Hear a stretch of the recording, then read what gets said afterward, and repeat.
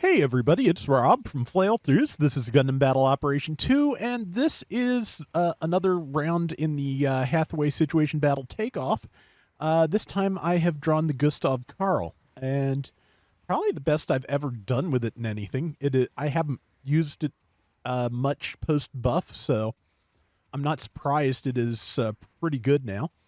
It has a bunch of good strong weapons, including a grenade launcher and a Sturmfaust in addition to a Typer Bazooka. It has active guard.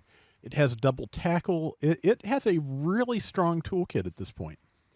And I think this is probably one of the better rounds I've done with active guard. I think I mentioned recently I finally figured out that one of the reasons I was not doing well with it is that I tend to not take my thumb off of the movement stick.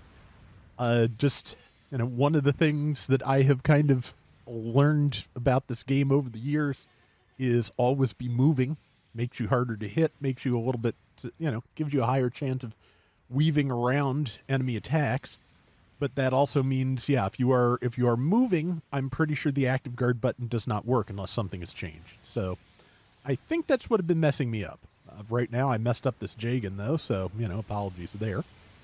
But, Gustav Carl is really good, and as you can see, I can lay on a decent amount of damage from a distance from a good distance with the various weapons. I'd like to get this Sea Gundam out of the sky, which is going to require multiple hits. If I can land all the grenades and things, I've got it, but primarily, I just used active guard to tank the funnel missiles there a little bit.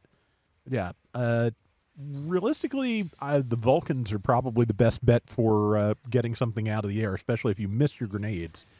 Let's see, I landed one of the grenades. One is not enough to stun. Luckily, number one, the other Gustav Carl, is willing to back me up here.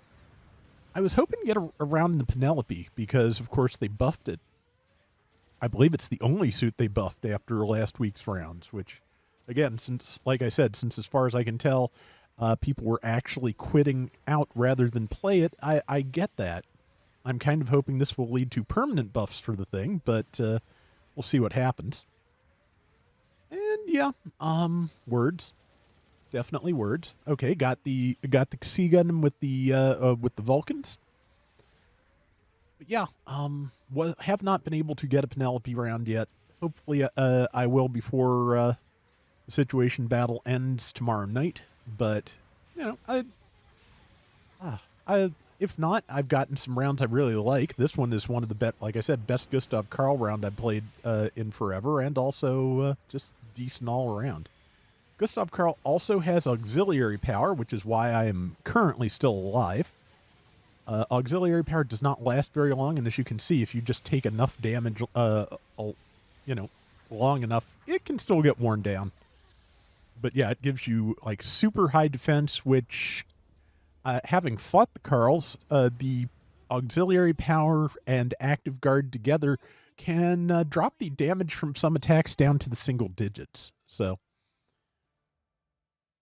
interestingly, earlier I was fighting a Sea Gundam that I think must have been built entirely for, basically leaning into the melee defense when downed, because I was doing it. As far as I know, the Sea Gundam I don't believe has auxiliary power. I think just the Penelope does. And I was hitting a C in a non-situation battle round with melee while it was downed, and my suit was doing like 76 damage a hit. So I think that C has the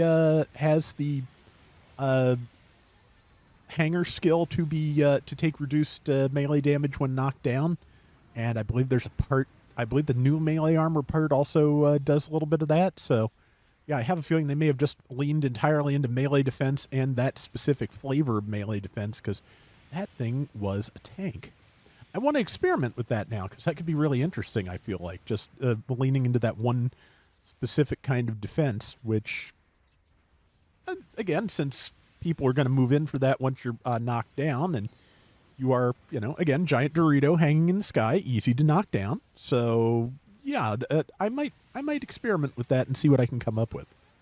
But yeah, another messer here. I wish I could get the Messer FO2. I really, I've been enjoying using it in here. It does not get the smoke dispenser, but trades it for a grenade launcher and the shield, and has a 3-hit melee and is despite I think I've finally made peace with hover suits. I think I've said this a couple of times recently, but yeah, just I've finally gotten better at managing that momentum, I think, because I've never been great at it, but it's not as reliable an indicator of my impending failure as it used to be. So that's a nice thing. See, we have got a slight lead and a bomb planted at the enemy base, so if we can preserve that and make sure it goes off, it will be an even better lead, especially since we are about to cross over the 2-minute mark, which is when you get that 50% bonus for the bomb going off. Or, well, no, I think it probably, what, 10% actually? Because, yeah, 660 is 20%? Yeah, 20% sounds right. Yeah, that should be right. Oh, boy, math. But, yeah, 20% sounds right because yeah, that was 3,300 before. It's 3,960 now. So, yeah, that should be 20%. But, yeah, so everybody got got the points. The bomb went off. The team that was making sure the bomb went off did kind of feed the enemy team a little bit. So we're probably might be a little bit further ahead than we were before, but yeah, I am about to get vaporized because, yeah, I think auxiliary power even kicked in, and they were just hammering me with Vulcans and things so much I was not going to survive that. But yeah, I was the last one there because I had respawned, and we don't have any points, so I had to walk across the whole map. And by the time I got there, I was the only one there. This happens. Luckily, we've still got a lead. I've still got time to blast some things, so I am going to work on that. And yeah, that is a Messer FO2 because I have type advantage on it. But also, I actually got a decent round with the Jagan as well, which may, I'm probably going to save to for, a later date. Don't want to just spam this situation battle, but it's not a bad round, so I will try to remember to do it.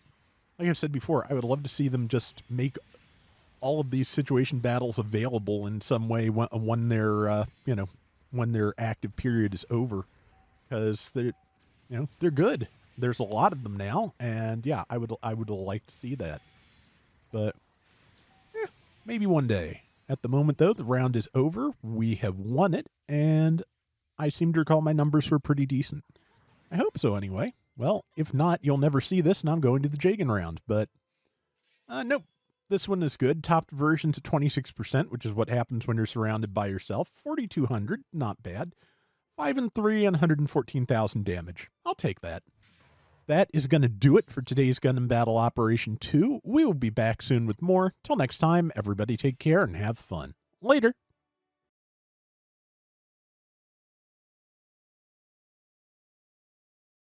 I think the new GMG collection with Wave with Mirai and Slegger is out in Japan, so I'm just trying to figure out if I want to bother with the tariffs that come with going through Surugaya to get them, but given how much cheaper they are in Surugaya, it might actually be worth it. I'm just going to have to look and see, but definitely enjoying that line, and I hope they keep it up because I still about a solid half of the white base crew to get through, so that would be nice to have.